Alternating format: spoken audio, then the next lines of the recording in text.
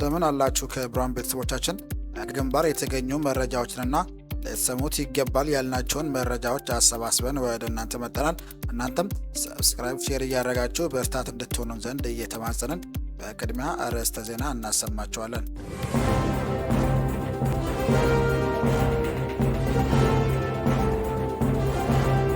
ፋሽስቱ የብልጽግና አገዛዝ ደቡብ ወሎ ዞን ወግዲ ወረዳ የድሮን ጥቃት ፈጽሟል።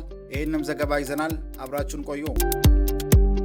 የአማራ ፋኖ ብሔራዊ ኃይል ምስራቅ አማራ ቀጠና ሚኒልክ ዕዝ የመቄት ወረዳ ጊዜያዊ ህዝብ አስተዳደር ህዝባዊ ውይይት መድረኮችን በተለያዩ ቀበሌዎች አጠናክሮ ቀጥለዋል። ይህንን ዘገባ አሰናድተናል፣ ትሰሙታላችሁ። ራሱን ጥምር ጡል ብሎ የሚጠራው የብርሃኑ ጁላ ሰራዊት በአግባቡ ተወቃ። ይህንም ዘገባ ትሰሙታላችሁ። አድማጮቻችን በድጋሚ ለዚህ ቻናል አዲስ የሆናችሁ ቤተሰቦች ሰብስክራይብ ማድረጉን እንዳትዘንጉ እያልን የግንባር መረጃዎች እንደተለቀቀ ወዲያውኑም እንዲደርሳችሁ ደውል ምልክቱን ተጫኑት እያልን በቀጥታ ወደ ዝርዝር መረጃ አቀናን።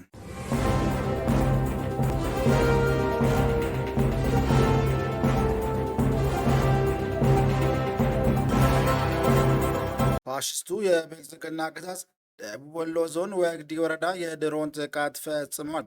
ጸረ አማራው የአብይ አህመድ አገዛዝ ዛሬ ህዳር 14 2018 ዓ.ም ደቡብ ወሎ ዞን ወግዲ ወረዳ አብዮ ጎርባ በተባለች ታዳይ ከተማ ላይ ባይራክተር ቲቪ2 በተባለ ቱርክ ሰራሽ ድሮን ጥቃት የፈጸመ ሲሆን ጥቃቱ የተፈጸመው በአንድ ግለሰብ መኖሪያ ቤት ላይ ነው። የድሮን ጥቃቱ ከቀኑ 8 ሰዓት ከ10 አካባቢ የተፈጸመ ሲሆን ጥቃቱ የተፈጸመበት ግለሰብ ሁኔታውን ሲገልጽ ወትሮ እኔም ባለቤቴም ቤታችን አልለቅም ነበር። ዛሬ ማለዳ ግን አላህ በምክንያት ትረፍ ሲለኝ ባለቤቴ አባታቸው ስለታመሙም ጠይቀሻቸው ነይ አልኳትና ሄደች። እኔም ለአጨዳ የደረሰ ጤፍ ስላለኝ እሱን ለማየት ወደ እርሻ ሄድኩኝ ይላል በሁኔታው እየተገረመ። በጥቃቱ ቤትና ንብረቱ ወድሟል። ስለሆነም ድሮን በጣም የረቀቀ ቴክኖሎጂና ማጥቃት ያለበትን ለይቶ የሚያውቅ ቢሆንም የብልጽግናው አገዛዝ ግን በዚህ መልኩ የግለሰብ መኖሪያ ቤት ላይ ጥቃት በመፈጸም የታጠቀውን ፋኖ ሳይሆን የአማራን ሕዝብ እንደ ሕዝብ እየጨፈጨፈ ይገኛል።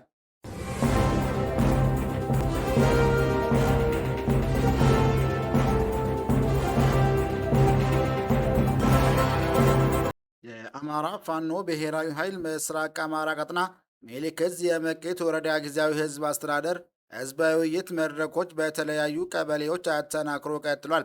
በሰሜን ወሎ የመቄት ወረዳ ጊዜያዊ ህዝብ አስተዳደር ዋና አስተዳዳሪ መምህር በሪሁን ደመሌ በተገኘበት ከማህበረሰቡ ጋር ሰፊ የውይይት መድረክ የተደረገ ሲሆን ህዝቡም በመቄትና አካባቢው ካሉ የፋኖ ኃይሎች ጋር የተጀመረው ትስስርና አንድነት ተጠናክሮ መቀጠል እንዳለበት ምክር ሀሳቦችን የተሰጠ ሲሆን ፋኖ በተቋጠራቸው አካባቢዎች የትምህርት፣ የጤና፣ የግብርናና ሌሎች አገልግሎቶች በአግባቡ እንዲፈጸሙ ፋኖ እያደረገ ያለውን አዎንታዊ ድጋፍ አድንቀዋል።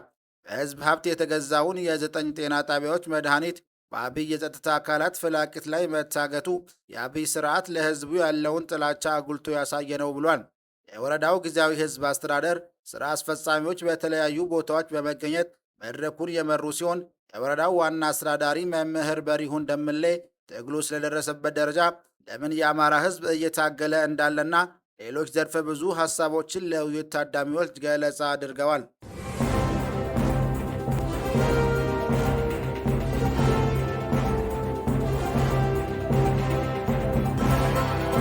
ራሱን ጥምር ጦር ብሎ የሚጠራው የብርሃኑ ጁላ ሰራዊት በአግባቡ ተወቃ።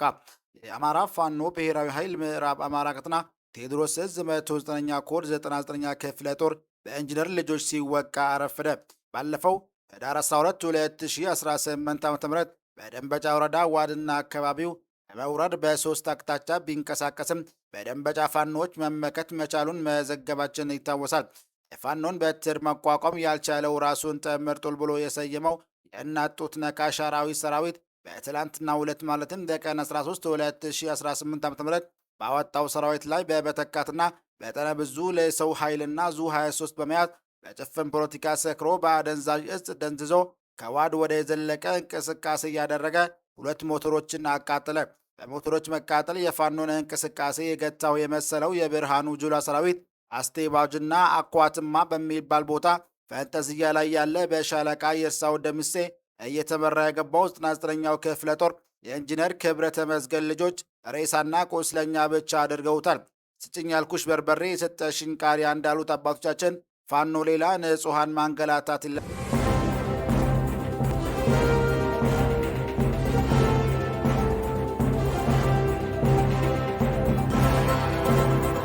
የአማራ ፋኖ ብሔራዊ ኃይል ምስራቅ አማራ ቀጠና ሜልክ ዕዝ ንጉሥ ሚካኤል አሊኮር ዋሲል ክፍለ ጦር ሶስተኛ መብረቅ ሻለቃ ኃይሉን ለማፈን የሰሜን ምስራቅ ዕዝ 801ኛ ኮር ሰራዊት በምዕራብ ወሎ ግንባር ጃማ ወረዳ ቀይ አፈር ታዳይ ከተማ ውስጥ ሌሊቱን ከበባ የፈጸመ ቢሆንም እነሞት አይፈሬው ጥይት አዝንበውበት ከባድ ሰብአዊ ኪሳራ በጠላት ላይ ደርሰው በጀግንነት በመውጣት ታላቅ ድል ተጎናጸፈ።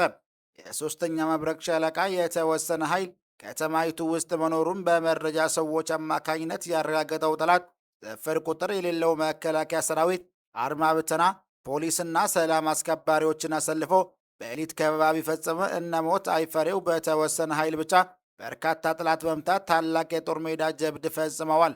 የጃማ ወረዳ መቀመጫ ከሆነችው ደጎሎ ከተማ 2 አምቡላንሶች ወደ ቀይ አፈር ተጉዘው የጠላትን አስክሬንና ቁስለኛውን ጭነው መመለሳቸውም ታውቋል።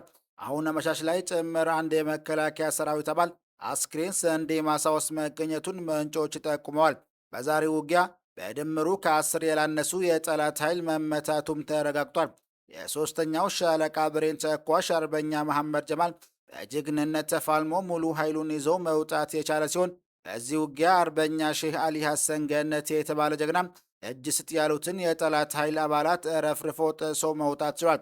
እኔ ያሳምነው ልጅ ነኝ እጅ አልሰጥም በማለት በጣቷቸው የወጣው አርበኛ ሼህ አሊ ሐሰን ከዚህ ቀደም የአማራ ልዩ ኃይል ምክት ክፍለ ጦር አባል የነበረና በፋኖ ትግል ሂደትም በሸዋ እና በወሎ ቤት አማራ ግንባሮች የጦር ሜዳ ጀብድ ሲፈጽም የከረመ መሆኑን ነው ለማረጋገጥ የቻለው።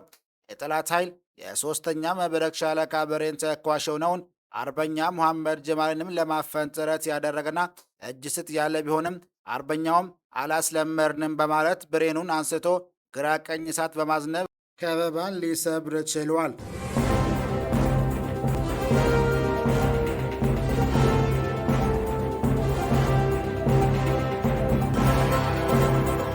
የአማራ ፋኖ ብሔራዊ ኃይል ሰሜን አማራ ቀጠና በላይ ዕዝ 4ኛ ደጃዝማች ኮር ጥልቅ ውይይቱና ስልጠናው በስኬት ተጠናቀቀ።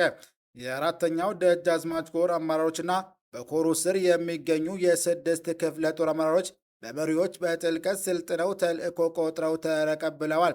በአርበኛ ሀብቴ ወልዴና በአርበኛ ሲሳይ አሸብር የተሰናዳው ደጃዝማች 4ኛ ኮርና በስሩ ያሉ ክፍለ ጦሮች በሙሉ ለላቀ ግዳጅ ስልጥነው ለአዲስ ተልእኮ ተዘጋጅተዋል። የአማራ ፋኖ ብሔራዊ ኃይል ሰሜን አማራ በላይ ዕዝ ደጃዝማች 4ኛ ኮር የደረሰ መረጃ በነገው ዕለት የሚቀርብ ሆኖ ጥልቅ ውይይቱና ስልጠናው በስኬት ተጠናቋል። ለዛሬ ሊደርሳችሁ ይገባል ብለን የመራረጥንላችሁ መረጃዎች ይህን ይመስል ነበር። በሌላ ዜና ፈጣሪ እንዲያገናኘን እየጸለይን መልካም ጊዜ እንመኝላችኋለን።